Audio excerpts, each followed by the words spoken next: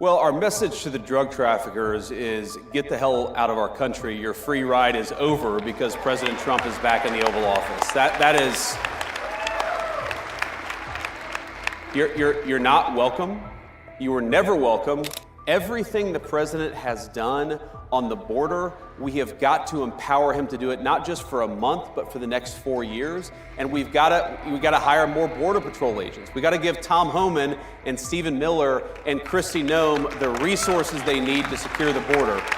With the help of Elon and all the great folks at DOGE, is ask, what are we doing with all of the American taxpayers' money? And why are we wasting so much of it on garbage that the American people either aren't aware that we're spending it on or don't want to be spending it on in the first place? The fundamental goal of our immigration policy, of our border policy, of DOGE saving taxpayer money, the fundamental goal is we want your children and grandchildren to be able to raise a family in security and comfort in the country that we all love. That is the whole goal of President Trump's agenda. The greatest threat in Europe, and I'd say it was the greatest threat in the United States until about 30 days ago, is that you've had the leaders of the West decide that they should send millions and millions of unvetted foreign migrants into their countries. That is the biggest threat to Europe. And frankly, it remains, by the way, the biggest threat to the United States because, yes, we've got 4 years of President Trump's leadership, but I guarantee you, if the Democrats ever get power again, they're going to try to do it again. Germany's entire defense is subsidized by the American taxpayer. There are thousands upon thousands of American troops in Germany today. Do you think that the American taxpayer is going to stand for that if you get thrown in jail in Germany for posting a mean tweet? What President Trump does is that friendship is based on shared values. You do not have shared values if you're jailing people for saying we should close down our border. You don't have shared values if you cancel elections because you don't like the result, and that happened in Romania. You do not have shared values if you're so afraid of your own people that you silence them and shut them up. So let's have shared values. Let's defend democracy. Let's have free expression, not just in the United States, but all over the Western world. That is the path to strong alliances in Europe.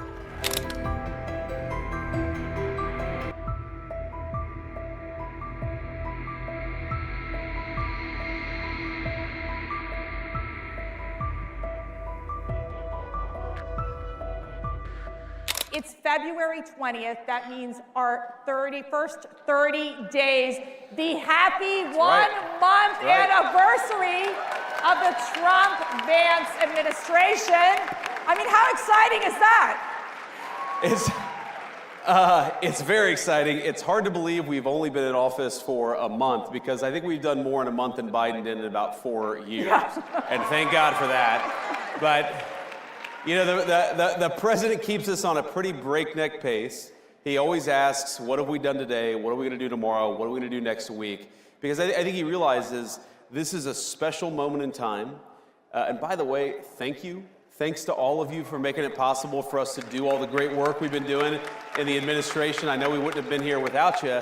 But I think the president is acutely aware that the American people gave us a window to save the country, and that's exactly what we're going to do, and thank God for that, because it's been a hell of a lot of fun the past month.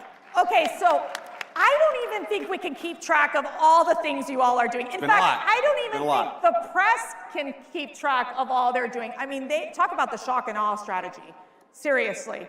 So when you're looking at this list after list after list, what stands out to you? Well, speaking of the press, I do think that we've had maybe more executive orders than CNN has viewers each night. So hello to our friends at CNN. I actually think that their plan was they were going to go all in on anti-Trump and hope that he could save CNN in the same way that he did, frankly, in 2017, because nobody really watched the network until he became president in 2017. But that's maybe the one thing I think the president has been unable to save the CNN's ratings over the last few months. But look, I think that what the president has tried to do is recognize that we have a historical mandate on a few issues. We have to secure the southern border, and thanks to his actions, border crossings are down well over 90%, and we're just getting started. He recognizes that we have to really unlock the engine of American growth. We've got to get back to having a growing economy that creates good jobs and high wages for the American people. And a lot of that goes back to drill, baby, drill. We've done more on energy under President Trump's leadership than I think any administration in history, and that's not an exaggeration. And of course, we're going to do more. And then I think the third thing that he's tried to do, of course, with the help of Elon and all the great folks at Doge, is ask, what are we doing with all of the American taxpayers' money, and why are we wasting so much of it on garbage that the American people either aren't aware that we're spending it on or don't want to be spending it on in the first place? Right. Like, for example, the stuff that we've figured out, Mercedes, is unbelievable. Why are we spending money on progressive modern art projects centered around toilets in Afghanistan? That's actually something that your tax dollars were funding until very recently. And I think all of us are sitting around and asking, what the hell have we been doing with the American people's money for the last 4 years? Let's turn off the spigot and spend the American people's tax money on the American people's priority. And that's, of course, been a big focus of the administration, too. Let's dig deeper into the immigration issue. Sure. We've seen, and you've met many of the victims, people who have family members who have died, Yes. have been tragically murdered. Those angel families in the hands of these criminal illegal aliens. Sure. What's your message to these families? What is your message to these horrific drug cartels and human traffickers who have preyed on the most vulnerable in the world? Well, our message to the drug traffickers is get the hell out of our country. Your free ride is over because President Trump is back in the Oval Office. That is, you're not welcome. You were never welcome, according to the American people, but unfortunately you had President Joe Biden, who allows you to run free over the United States of America, and Donald Trump has said, you're terrorist organizations, we're going to go after you, we're going to wage war on you, and certainly we want you out of the United States of America, and that's an important message, of course. But our message, and you know this, Mercedes, our message to the families is President Trump cares about you. He thinks that it's disgraceful what your own government let happen to your children, to your grandchildren, and it's got to stop. And of course, we mourn with people, we pray for people, but we're also asking, as their government, why did this happen to your child in the first place? And the answer is that under Joe Biden, your government didn't do its job. Under Donald Trump, it is. Thank God for that. On the economy, and I'm getting this question all the time, you know, it's this question of affordability, right? Yeah. There's a lot of stress on our families, something that I think Joe Biden could not manage in terms of really helping lower that cost of living and making things just simply more affordable. Sure. We talked about energy independence being a critical component of this, of ensuring that we unleash this economic prosperity. What more needs to be done? Yeah, so one of the first interviews I did, it was, I think 6 or 7 days after the inauguration, and somebody asked me, well, it's been 6 days, what have you guys done to fix the inflation crisis created by Joe Biden? I'm like, well, first of all, it's been 6 days, we've done a lot in 6 days, but it's gonna take some time to fix what Joe Biden broke over 4 years. And we know it is easy, unfortunately, to burn the house down. It takes a little bit of time to build it back up. And here's what we have to do. Because look, the fundamental goal of our immigration policy, of our border policy, of Doge saving taxpayer money, the fundamental goal is we want your children and grandchildren to be able to raise a family in security and comfort in the country that we all love. That is the whole goal of President Trump's agenda. Like, safety and prosperity, right? Yeah. It's pretty common sense stuff. And we know that to do that, we have to, first of all, unleash American energy. Now, why is that so important? Because look, if, we all know grocery prices got too high under Joe Biden's leadership. Well, one of the main drivers of groceries is energy. Because if the farmers are paying more for energy, then we're all paying more for what the farmers grow. And if the truck drivers who are delivering the groceries are paying more for fuel, then we're all paying more for what the truck drivers are delivering to the grocery store. If we unleash American energy, that will do more than anything to drive down the cost for the American people. The second thing, Mercedes, is we have got to stop spending the American people's money on garbage. Every dollar that we take in and spend, you have to pay for, either through taxes or through inflation. And if we spend the American people's money more wisely, if we stop taxing and spending the American people to death, that's also going to bring relief to all of the pricing pressures that are out there. We're going to make it affordable to live in this country again. That's our mandate. That's our goal. And you're right, there's a lot more that we can do, but I think we've got a pretty good start after 30 days. We've got a pretty good start. But we've got this big, beautiful one bill budget reconciliation scenario. How is that working? What are the dynamics that are happening right now in Congress and what the administration is doing to ensure that a lot of what the president is wanting to do in terms of really pushing forward with economic prosperity and his tax relief initiatives gets done in these bills? Sure. Yeah, it's really important. So the Senate obviously has its own approach, and the president has been very clear that his preference is to put everything in one bill. Right. And part of that is just simple legislative strategy. I think the president has learned a lot about how D.C. works.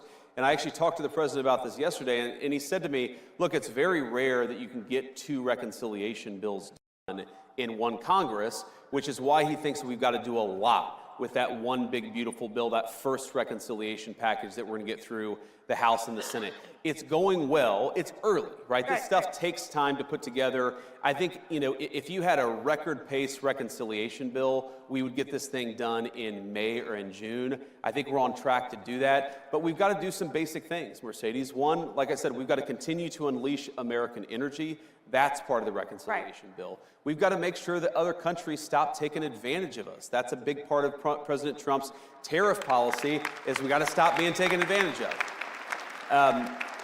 Of course, we want to make the President Trump tax cuts permanent and extend them into the future. We want no taxes on tips. We got to do some of the things we talked about during the campaign. That's got to be part of it. And then finally, and this is really important, everything the president has done on the border, we have got to empower him to do it, not just for a month, but for the next 4 years. And we've got to hire more Border Patrol agents. We got to give Tom Homan and Stephen Miller and Kristi Noem the resources they need to secure the border. And just not to return to the border, but I think so many of our issues come back to the border, because if you take 30, 40 million illegal aliens, you take Medicare fraud, Social Security fraud. Why are we taking the people's Social Security payments and giving it to illegal aliens? We know that's happening in the United States of America today. We've got to stop it. If you get control of the border, Mercedes, you do more to control the fiscal problem, the financial problems that we have in this country than almost anything. Get illegal aliens out of our country, make sure American tax dollars go to American people. That is how you solve the fiscal crisis in the United States of America. Shifting to your incredible speech at the Munich conference. Did you all watch that? I don't know. I think they I'm really glad you guys liked it. Not everybody liked it. You guys liked it. Okay. Not everybody liked it.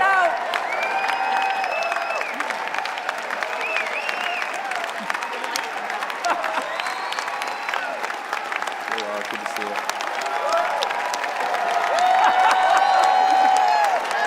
Thank you.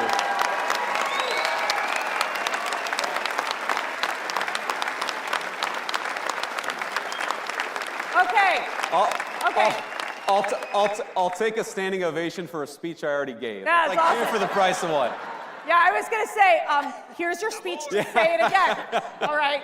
But it was fascinating because there was obviously some of these European leaders that, they were a little uptight about it. It stressed them out just a little bit. A little bit. But you talked about the greatest threats in Europe. Yeah.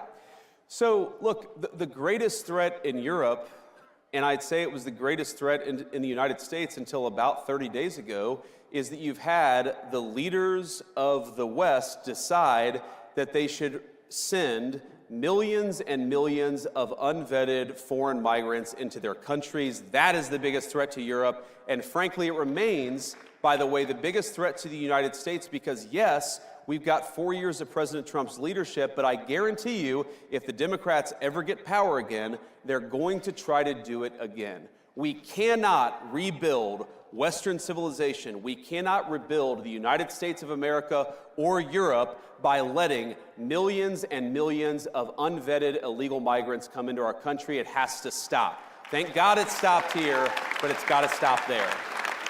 And a related issue, Mercedes, is you can't just stop it. You have to allow European peoples, and of course the American people too, to raise issues about it. Right. You have to allow free speech to debate this stuff. You have to stop doing things to the populations of the world. You've got to give the populations of the world the opportunity to speak up and say, no more of this BS. We want borders. We want sovereignty. We want to be able to speak our own mind in our own country.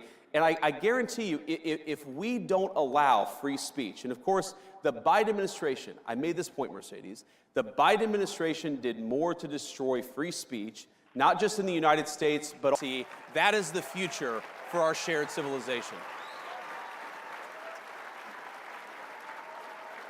And I will tell you something that is really, truly remarkable that's happening at CPAC is, and we had our second CPAC International Summit yesterday, and we have many of these conservative European leaders with us today, where we stand in solidarity because they have an opportunity to basically make Europe great again, make Asia great again, make Latin America great again.